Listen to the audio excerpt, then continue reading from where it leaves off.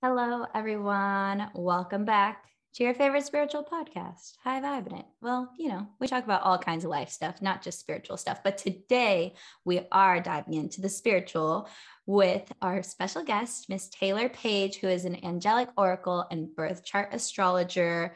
So we're really excited to, not pass up on the opportunity to talk about angels and spirit guides and what's going on energetically, and just get Taylor's beautiful perspective into our little earbuds today. So Taylor, welcome to the show. Thank you for having me. Yeah, we're so excited. Linz, I know you like to do your ritual, your High Vibing It ritual of the first question. Complete. It's not complete unless I ask the question. Yes, so I'll let you start with your question. Taylor, very, very good to connect with you. I know we chatted a little bit before we recorded. I'm so interested to know, and I think the listeners are too, how you became you, how you got into this, how you kind of found the work that you do. Can you give us like the backstory of you? Yeah, of course. So I was born and raised in Ojai, California, and my mom was very spiritual. So growing up, she was an astrologer and I was around that. But I also had very kind of scary experiences as a kid, as I see a lot of people with heightened intuitions have a similar path of being super scared in childhood and shutting down and then rediscovering later. And I always like to say that I think it's a very special ingredient in becoming a healer or someone who works intuitively with conquering that fear. So you're able to get to everything authentically. But yeah, so I started off really closed off to accessing my intuition. A lot of messages came through as a kid that were very dark and scary. And I was just so out of my power, which attracted lower vibrational entities to me. And so because of that, I kind of spiraled in my 20s in things that just weren't exactly aligned with me and my authentic path. I was an actress. I was a comedy writer, which I really loved, but didn't feel extremely authentic to my path. And I kept hitting closed doors and locks and bumps until finally I hit a rock bottom in my life at about 25, where I was sick. I was in a toxic relationship. I wasn't really progressing as far as career goes. And I just got to a point where I was like, I have to take off this spiritual blindfold that I put on myself, because it is causing me to just go down this path of life in a really painful, not authentic way. And so at the age of 25, I called my angels in, and that felt like a very beautiful, not scary, loving presence to work with. And I felt safe to open up intuitively and psychically again with them as the leading force. And so from there, I started doing readings for my friends. And then I had this download one day. I was just sitting at my computer and they were like, sell all your furniture. I was in a studio. So like my whole studio was like a couch. They're like, sell your couch and your end tables and make that a reading area. And I just did it. I met sketchy people on Craigslist and like got my couch out and just like did all of the steps. And then from there made it into a reading area and posted on Facebook, which was so scary back then, especially for anyone who's witchy, being like, I'm witchy after like a history of persecution. I was like, hey, anybody who wants a free reading, I'm practicing all year. And so I did a lot of readings and just practiced and got better and honed my skills. And that was about, 6 years ago. So I've been doing it professionally now for 5 years. So it's really turned into something super beautiful. Oh my gosh. I did the exact same thing when I was starting with hypnotherapy. They tell you whatever you can do to get your hours, just do it. So I was like, Facebook. And so I just put it, I was like, anybody want free hypnosis? Which isn't quite the same as like a reading, but it's still in the realm of like, my family's going to see this, my friends, everybody's going to see this, and how will it be perceived? But I think there does come, I mean, you can attest to this, a level of like, I mean, you sold your furniture, albeit a couch and a couple tables, but still you sold your living space to leap into this unknown situation. it feels so weird because it's like you have a level of bravery that you can't explain and also a level of fear because you don't know what's going to happen, but that bravery is still there. And I think it's a different kind of bravery than maybe the human body's used to, because it's like a soul call.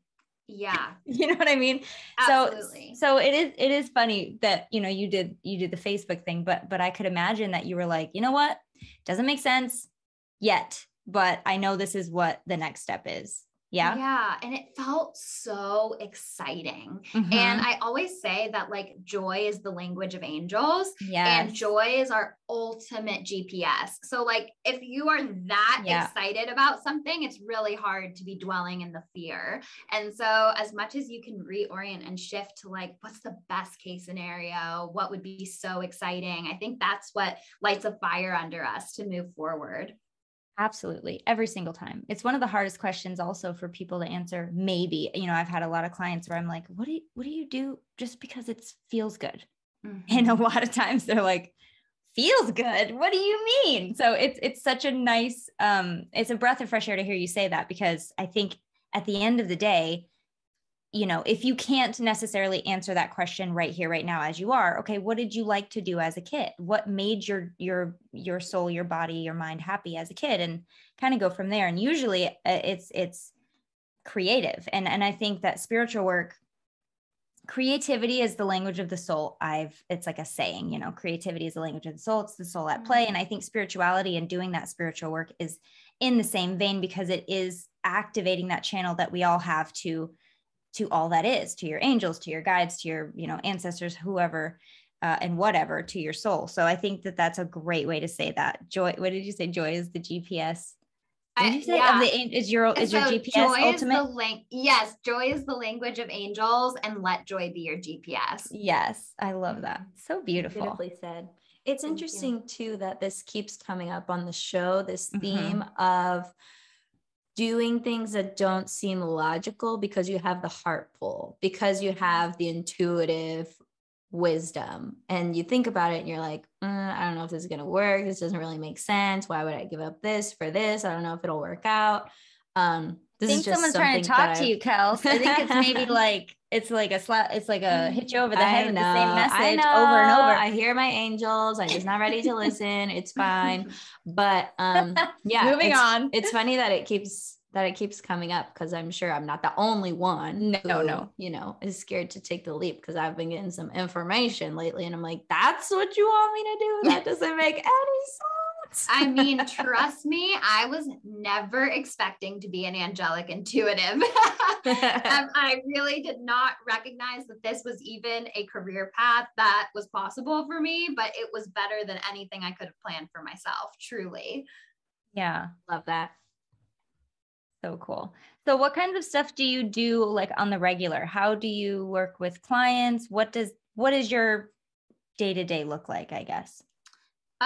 Yeah. So I like to call myself a spiritual athlete in a way that's as less pretentious as possible, because I don't mean it in that way, but I just mean I have to be so regimented and disciplined for myself personally. You know, I don't know other intuitives processes, but for me, I really stick to a specific lifestyle so that I can reliably show up. Clairsentience is one of my strongest clairs. And so if I'm feeling bad in my body that day, it's almost impossible to show up as my best for clients. And I just refuse to show up as less than my best because it's so important. So I live in a way that's very disciplined, but I like that. It works for me. It's joyful for me, but I juice. I'm very particular about what I eat. I meditate, I walk, I do card pulls for myself every day. And I have a very just delicate ecosystem of a day so that I can reliably show up and connect with angels. Yeah, I think that's important to recognize. I think, and we've had people on the show before who will say not the complete opposite, but it's the other end of the spectrum where it's like, I can't stick to a routine too much because I need to wake up and ask, my body, my mind, what it is that I need in that day. And it will be different usually. And I think that's where I fall most of the time is like, yesterday it felt really good to move my body. What is it that I need today? Is it that, or is it something else? And the fact that you're able to tune in and really know that about yourself, I think is the most important thing. What is it for you specifically that keeps you in that alignment? As long as, and I think it's for anyone, as long as you're listening to that and doing something, you can't really go wrong. And don't get me wrong, I'm not a machine. Like I kind of follow the 80-20 rule. I follow the rules 80% of the time, so that the 20% that I need to rest or do whatever. And I'm even flexible within the rules as well. Like I might do it a different way this day or a different type of plan this day, but it still hits all of the points. I could do it in a flowy way. Yeah. And I think that's a really good way to do it for anyone. Just what is it that you feel you need, and do that more, do more of it, mm-hmm. And it also flexes that muscle of listening to, honoring your own needs and listening to yourself. Cause I think people as a whole are getting better at it, but I think that, we don't really listen to our own needs, maybe as much as we should be. So that is always a great idea. I think that our bodies are our biggest divining tools. Sorry to cut you off. No, you're good. You're good. I think that it's so painful to live a human experience sometimes, especially with the collective energy, that I see this in readings all the time, where people's bodies are communicating what they need. People's guides are communicating through their body what they need, but it's so painful to be embodied and grounded that it's really easy to just turn the volume off and be like, caffeine, Advil, TV, like just numbing, everything numbs. And so I think it's really easy to just be like, I am doing what my body asks, but actually just kind of numbing what your body is asking. Important distinction. Mm-hmm. Yeah. Thank you for saying that. What I was going to say next is I want to just go there and dive into what perspectives or knowings or messages have you been getting about what's happening with the collective, where we're going, and how to navigate this transitional time in history. Yeah, I mean, it's interesting because collectively, one of the biggest messages that I keep getting is major heart chakra upgrades and Phoenix energy.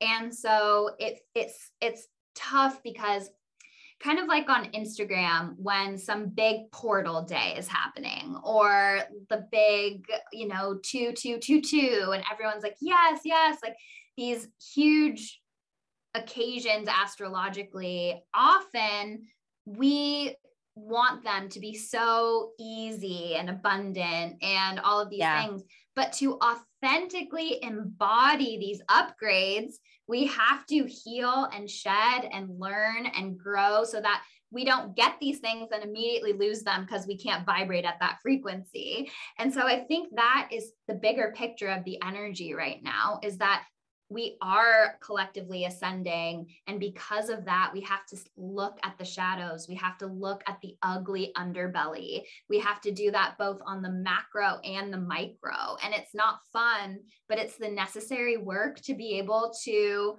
authentically embody the higher level that wants to come through right now. And I think also humans are like, well, I healed, I'm done. And I'm guilty of that too. I'm like, what more could I possibly heal from? But, astrologically, planets take so long to move an inch. And so we have to zoom out and think of these cycles as years long. And it's so easy for us to want instant gratification, be like, got it, got the lesson, I'm done. And so I think now is like a major confrontation of everything we need to see that's holding us back or limiting us in some way, so that we can collectively ascend and hopefully save the planet as well. Yeah. That's can I ask, I'm sorry, Kelsey, you go first. That's really in line with what I've been getting too, because they've been telling me this is the prep work for heaven on earth. We have to make the space, we have to become aligned, and we have to, in our individual lives and collectively, distinguish what's not working anymore, put it in the trash can, not throw the baby out with the bathwater, because there's some things that need to be kept, right? So let's not get too extreme, but the things that aren't working, let's just toss those in the garbage and make space for what's new. I would love to know what you mean by save the planet? Do you mean like, just tell me what you mean? Cause I think I'm on board with it. I mean that it seems like we're on a trajectory as humans where we take more than we give back, and it's not sustainable. 100%. Okay. Yeah. So you're talking about environmentally as well as spiritually and all these things as well. Everything. Even just the distribution of wealth, like everything just is economically. So imbalanced. Yeah. Yes. Yeah. Economically, spiritually, physically. Right. Yes. Okay. Yeah. That's, and I 100% agree with that, because we've had people talk about collective consciousness and heaven on earth and ascending to the next level and all these things. And I don't remember necessarily talking too much for any of these guests talking about like actual environmental stuff. So I just wanted to clarify that, because I think that is the biggest priority for me in any like political climate, anything like that. I'm like, but do you care about the earth? I feel the same way. And I feel like when I talk about earth angel energy, there's the earth part and there's the angel part. So it's so easy to get focused on the angel part, the energetics, the heart opening, the ascension, but we are humans on earth. We're here to make sure that we are stewards of the earth. And that is such an important piece of the puzzle. And both the soul and the mind are nothing without the body and the world. We need both together. And so I think in the spiritual community, we have to remember that we are in a body for a reason and to do good with it. Yeah. And I think that also goes back to, that feeling of being done, once I've learned the lesson, okay, right. There's nothing else. Right. And we stress a lot on this show. You're never done unless you're dead. When you're done, you're dead. And even I think then you're not done. Even then you're not done. Exactly. You still got more stuff. And I always say, in different aspects, like it doesn't get easier. You just get better. And just because you've learned this lesson over here doesn't mean that at this next level, you're not going to have another obstacle. Like we're constantly expanding and constantly evolving. And with that will come new, I guess, challenges or obstacles or whatever the case may be. To use the tools that you've learned to overcome. And I think that that's such an important piece that, has also, I think, been a theme on this show of like, stop thinking that just because you've healed this part that your whole rest of your life is going to be easy. Like we didn't come here for that. Yeah. I don't think anybody came here for that. I think we came here, Kelsey and I always say for the contrast. You want to feel the ups and the downs. You want to know what it all feels like. And if you think that you can just, shake your hands of it and wash your hands of it. I mean, that's not what you're here for. You came to experience, right? And don't you gals, I'm trying not to say you guys anymore. Don't you gals find that the healing happens in like a spiral? Like it's maybe the same theme, but you keep revisiting it on a higher level. So it's like, okay, exactly. I feel that I healed my daddy issues, but then you like enter into a relationship and then it comes up in a new form in a deeper way for you to heal even more.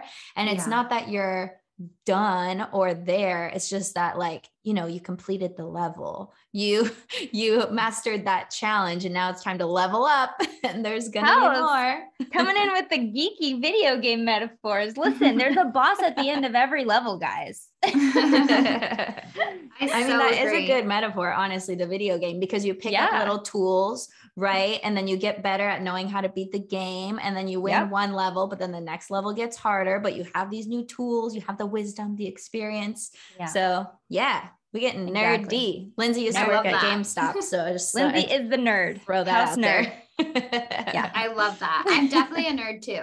Okay. There's something else I was going to say, but I totally forgot what it was. Well, you were talking about healing as a spiral. You're talking about. There was one other thing. Dang it. Oh, I know what it was. It's important. So the other thing that's been coming to me as far as like our collective awakening is that right now is humanity's chance to really master relationships like more than ever, and not just with each other, but how you're saying, like with the earth. The reason why a lot of people don't care about the earth, or they're more caring about money or whatever it is because they don't feel connected to it, because they don't have a healthy relationship to it, and they don't take it in as a part of themselves. Right. But when you have a spiritual awakening, when you become enlightened and you feel the oneness that everything is, you would never do something bad to the earth, because then you would just be doing something bad to that part of you. And I feel like women's bodies are such a metaphor for the earth, and how we treat women's bodies is in direct proportion to how much we respect or don't respect the earth. And we take, you know, we've been, not to get too crazy, but we've turned into just baby factories, and then we just mine from the earth and take everything we can. And it's the same kind of energy that just isn't sustainable. Yeah. I really like, it is interesting. And I like the correlation you made, or the statement you made about, we, at this point in time, we are taking more than we're putting back. And if we are still doing that, it isn't sustainable. And so I believe that there are ways to not do that. And I think that people need to pay attention, but I know that we have the capability. And I think that that is important too, because we can. I don't think it's a lost cause. I think that if you watch too much news, you might feel that way, but I don't think it's a lost cause. I think that we just need to make it a priority. And the same with women's bodies, and the same with any place that we live, whether it's in the body or on the earth or in your own house. I mean, however you're thinking of this, if you're taking more than you're putting back, it's not sustainable. Yeah, exactly. And I think, you know, this is not to get too far off topic, but we have to also shift it to making changes at a corporate level. BP oil, I believe, was the one that invented the idea of the carbon footprint and putting it back on consumers. And so it's so easy to be like, oh no, like I used a straw, which still don't do, but it's not biodegradable. It needs to change on a really big level. I used a straw. That is a perfect example, because I've definitely had that thought. Look, like, we've all had straw shame. Okay. We all have had that straw guilt. Okay. But you know, I agree. I think it has to start on a bigger level. And then I just don't, it is a little bit getting off topic, and I don't want to do that either, but I'm just saying, like, I'm 100% with you with that. And I completely agree. What I do want to do though, is refer people back to a couple of our past episodes. If you're like, as an individual, how do I improve my relationship with the earth in like a 3D tangible everyday way? There's a couple of episodes where we really went into like how to start your journey with non-toxic living and going plastic free and things like that. So if you go back into some of our past episodes, I know there was at least 2 episodes that this was the theme. So find those, listen to those. But back to Angels. Toilet paper. Bamboo toilet paper. That's my fave. We love Grove, one of our sponsors. There's coupon codes. Listen to the commercials. But yeah, so angels, how do they play a role in this transition? Yeah. Well, angels, first of all, every single person has angels. And like I was saying before, it's easy to get nervous or fearful when you're opening up psychically to information. I think angels are the most accessible, beautiful, loving forms of energy to help guide you and connect you on your path of highest good.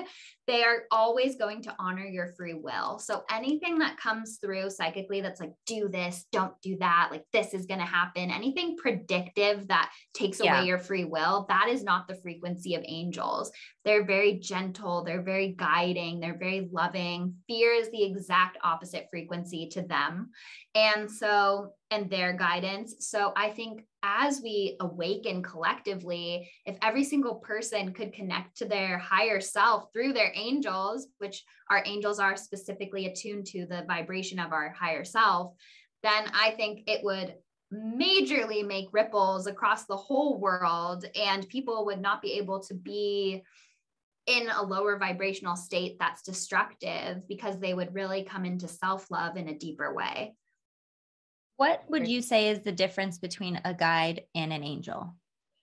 So it's just, I like to preface this by saying that there's as many definitions for angels as there are people in the world. So if my definition of the angels I work with is different than someone out there who's listening's angels definition, that's okay. You can still have your definition. There's no one size fits all. So I like to preface that.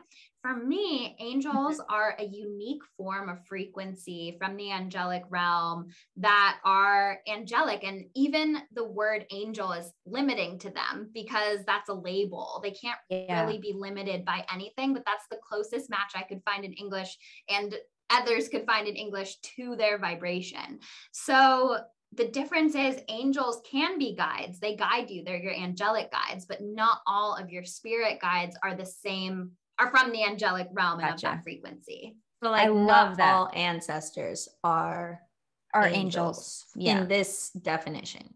Exactly. So past loved ones, in my opinion, I actually do get mediumship messages and readings as well. Sometimes they feel completely different to me. Angels are like warm and up here and like pure love and vibrant. And when I see or feel past loved ones, it's almost this intense shaking of like light, and it feels a little cooler and earthier when I feel into it. And so I believe that our past loved ones work with angels all the time and are with us all the time, but just a slight different.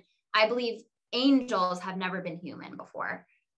I love that. And that's something that I've heard a lot. I don't necessarily, I'm not intuiting anything from angels usually on a regular basis. I do see energy a lot. In fact, when you started talking about angels, you may, watching this back, see my eyes dart over to my closet door because it usually shows up or like on the peripheral of my left side almost all the time. So and I always notice what someone's talking about when I do see it. And you had just started talking about the difference between angels and guides. And I was like, oh, here they are. Okay, here we go. but I do, even as somebody who doesn't necessarily connect with the energy and feel it, I think it's good for the listeners. And I know that you've been practicing how to say this because like you've said it a lot over the years, because the way that you explained it, I know what you're talking about, even though I've never firsthand felt the soul of a past loved one. It definitely, to me, if I were to imagine it, it would feel a little bit more earthy. It would feel a little bit more like the soul had been attached more to the earth realm versus the angelic realm. It would feel different. So I'm glad that you made that distinction. Thank you for explaining that. But very, very easy to understand for sure. Great job. I like hearing your perspective as a clairsentient because I'm extremely clairvoyant and claircognizant. So for me, a lot of it just feels like information, like as if it was a fact written on a page. So to me, it's usually not so much in my body. Like I could get a message from a loved one or an angel, and it could be plain as day, a sentence on paper, like either way. So it's really interesting to hear your experience of like, these ones feel warm, these ones feel cool, this feels like this feels like that. Like, ooh, this sounds fun. Feeling is my first entryway into everything. And then I would say clairvoyance and claircognizance are my next two. But for me with clairvoyance, it's almost like playing a game of Pictionary or something. I see the symbols coming through and I'm like, okay, I'm seeing this, I'm seeing that. Right. It's like so metaphorical. You're like, I hope I'm interpreting this right. Absolutely. Can we talk about like, I don't know if we want to save this for the Patreon. I know we're going to have such juicy stuff for the Patreon. We're going to pull cards on the Patreon. And Taylor already offered to pull one. So I'm really excited for that. Oh, good. Okay. So I can ask mine. What's the coolest / craziest out of this world experience you have with either doing a reading with angels or maybe a message that you got? Like what sticks out in your brain as like, dang, that was cool? I mean, there are so many every day that it's hard for me to remember after years of doing this, like thousands of readings, but there are just so many specific messages. Like one lady's angel said, you're here to help be your son's voice in this world. And I didn't realize that her son had a developmental disorder and he couldn't speak. And she had to literally be his voice in the world. And there have been animals that come through. Like one time a dog came through and told me its name was Mochi, which is so strange. Like that's my friend's dog who's in the hospital right now. And it came through with messages, like just such specific things that have come through, like a painting of a passed over grandfather that the person sitting with me didn't even know was there. And it just got sold that day, that painting that came up and I described the exact painting. Like just crazy stuff, pregnancy stuff, when people thought they couldn't get pregnant. And then their angel said, hey, like a baby's coming through at perfect timing for this. And they're like, I would love that, but I don't see it happening. And then boom, they get pregnant right at the timing of the pandemic starting. And they were a nurse with an immunocompromised kid at home, and they got saved from the brunt of it for maternity leave. Like just such cool stuff. Yeah. I mean, there are so many examples every day. Like I was reading for a woman the other day, and her angels were like, we're shown that you've lived in cottages, like random stuff, cottages for most of your life, all of your lifetimes. And you love being in cottages. You love being in the countryside. It's really important to the happiness of your soul to be there. And we're so proud of you that you're doing this. And this is just some woman I'm Zooming with, just like you guys. And she was like, yeah, I just moved to a cottage in the English countryside, and I'm like, you know, creating this bed and breakfast in it. And I'm like, that is just so First cool of all, she stole my dream and is doing exactly what I want to do. So it's a sign. I love that. That is so cool. Have you, I had such a good question. Does it still, this is my question. Does it still surprise you though? Like when it is so on point, like I'll be with clients, and me and Kelsey do this all the time, even in like the show. We will just start channeling, because when we get into that flow, information comes through, and we just like, and we listen back to some of the episodes and we're like, dang, we're smart. Where did that come from? Oh my gosh, that's so good. And I know that happens for a lot of people. Even like when I'm doing clients, I'll say something and they'll be like, why did you say that? First of all, so little things like that. But even though it happens to me more often than it definitely used to, because I've kind of opened up to it more, does it still surprise you? Because even for me, I'm like, oh my gosh, what? Like the coincidences, the things that come out that are just so out of this world and connected still make my jaw drop to the floor. Do you find that as well? I find that it doesn't surprise me, but it makes me so happy. And so at this point, I kind of have come to a place after so many readings of expecting it and holding myself to that high level. So I'm less like surprised. And if I was surprised, I'd be like, maybe I should not be doing this professionally, you know?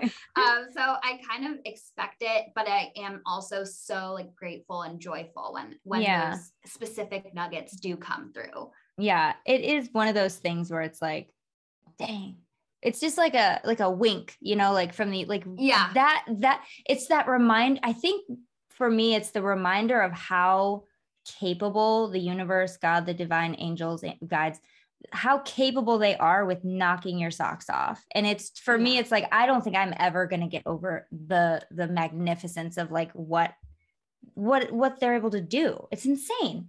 It's just so cool. So beautiful too. And the most important part is how the client reacts, because they're surprised, they're excited, they're lit up. And that's what matters, because we already have this knowing for ourselves. We already are connected, and they are kind of testing the waters and being vulnerable in a reading. And not everyone, like a lot of people come to me as their first experience ever because angels are so safe.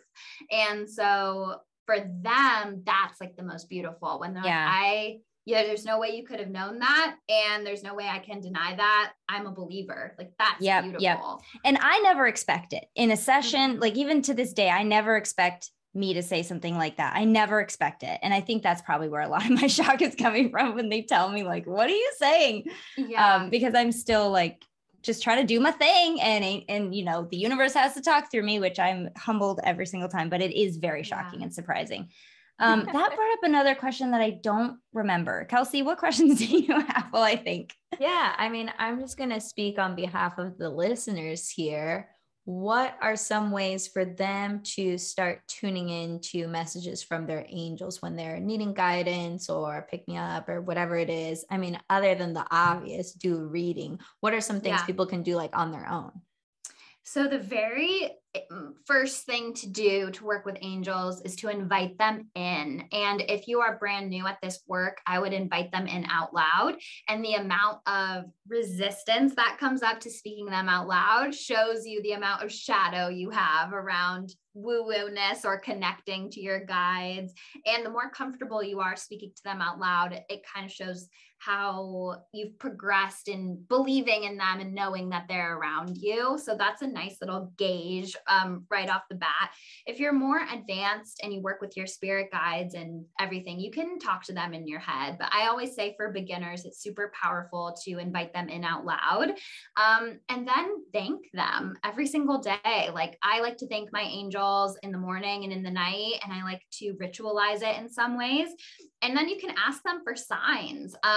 We don't have to passively wait for signs. Like, was that a sign? Was that a sign? We can also say, angels, to show me, I want purple hearts to show me that you're around me in this moment. Please send me purple hearts, and attach a meaning to it so you're not confused when you get the sign. I want butterflies to say I'm on the right path for my transformation. I want rainbows to say it's time for a new chapter. Start creating a log of signs with your angels.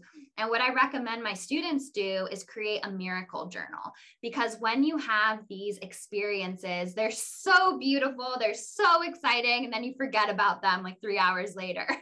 And then it's so easy to get into a place, a headspace where you're like, I'm not supported. I never get signs. Nothing's happening. So whenever you get a sign or feel supported or have a cool experience, write it in your miracle journal and come back to that to rev yourself up and to remember how magical life really is, because it's so magical. I love that. And I want to add just one thing about the signs. I get a lot of people, I do something similar with, the universe, after the first session, once their energy is like sparkly, right? I'll be like, okay, now wait for the synchronicities. You can ask for signs. You can like make sure, just pay attention. But a lot of times they get that paralysis where they're like, what is the perfect sign? I must have the perfect sign or it doesn't count.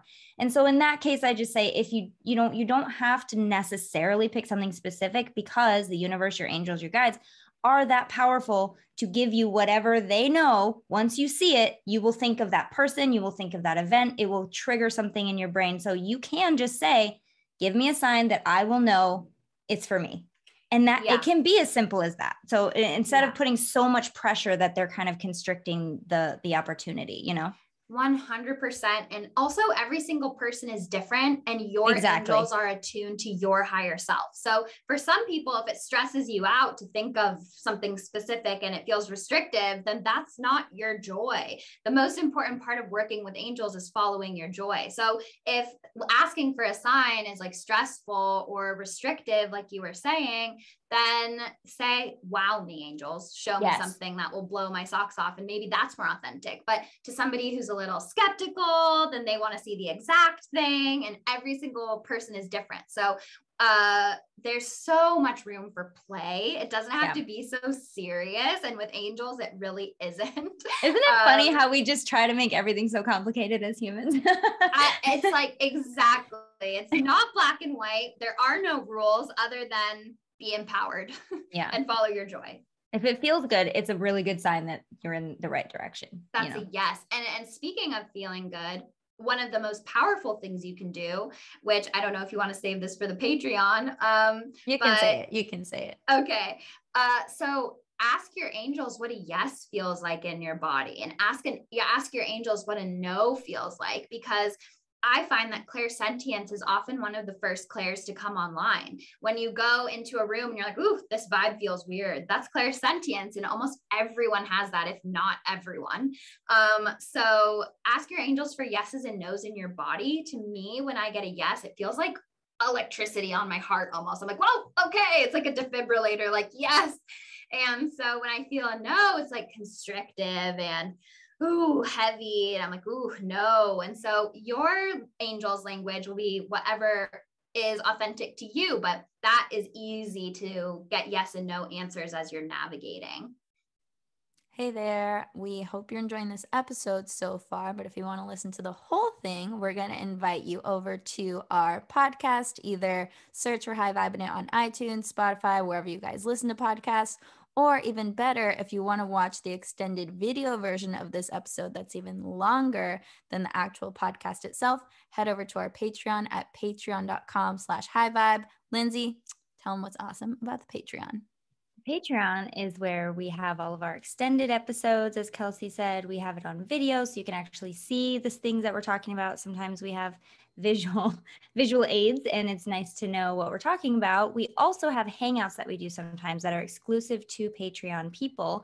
And you can get started with all of this and bonus content and everything that we have only for the Patreon people for as little as $3. I think it's $3.33 a month.